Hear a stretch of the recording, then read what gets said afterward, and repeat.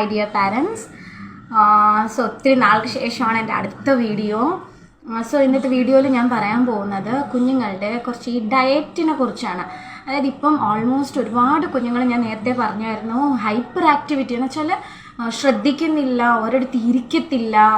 അതും നമ്മൾ കറക്റ്റായിട്ട് ശരിക്കും ഡയഗ്നോസ് ചെയ്യണം.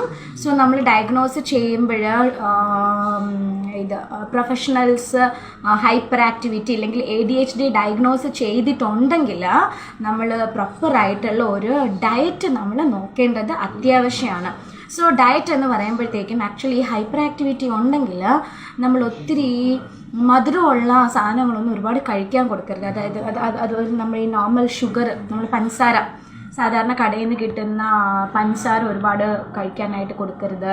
അതുപോലെ തന്നെ ചോക്ലേറ്റ്സ്, കാരണം ഈ ചോക്ലേറ്റ്സ് എന്ന് പറയുന്നത് ഈ ഹൈപ്പർ ആക്ടിവിറ്റി ട്രിഗർ ചെയ്യും. അതായത് അവർ വീണ്ടും ഈ ഒത്തിരി എനർജറ്റിക് ആകും. അപ്പോൾ നമ്മൾ ഈ ഹൈപ്പർ ആക്ടിവിറ്റി എന്ന് പറയുമ്പോൾ കുഞ്ഞുങ്ങൾ ഓൾറെഡി നല്ല എനർജറ്റിക് ആണ്. അപ്പോൾ ഈ ചോക്ലേറ്റ്സ് ഒക്കെ വീണ്ടും അത് നമ്മളെ എനർജി ബൂസ്റ്റ് ചെയ്യുന്ന രീതിയിലുള്ള കുറച്ച് ഫുഡ് ഐറ്റംസ് ആണ്. സോ അതുപോലെ തന്നെ ഇപ്പോൾ നമ്മുടെ ഡാർക്ക് ചോക്ലേറ്റ്സ് ഹെൽത്തി ആണെന്ന് പറയാറുണ്ട്. ആക്ച്വലി അത് കറക്റ്റാണ്.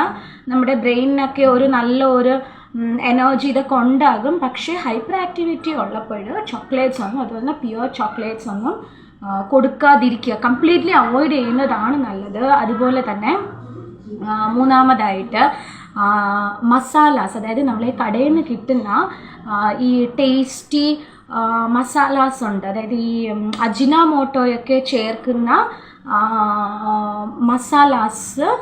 മസാലാസ് കൊണ്ട് ഉണ്ടാക്കിയ ഫുഡ് ഐറ്റംസ് ഒരുപാട് കൊടുക്കാതിരിക്കുക. അതുപോലെ തന്നെ സിട്രിക് കണ്ടൻ്റ് ഉള്ള ഫുഡ് ഐറ്റംസ് ഒരുപാട് കൊടുക്കാതിരിക്കുക. അതുപോലെ തന്നെ ആക്ച്വലി ഈവൻ ഗോതമ്പ് തന്നെ ഈ ഗ്ലൂട്ടൻ ഫ്രീ ആയിട്ടുള്ള കുറച്ച് ഈ ഒരു പ്രത്യേക തരത്തിലുള്ള ഗോതമ്പ് പൊടി നമുക്ക് കിട്ടും. പക്ഷെ അത് കുറച്ച് എക്സ്പെൻസീവ് ആണ്.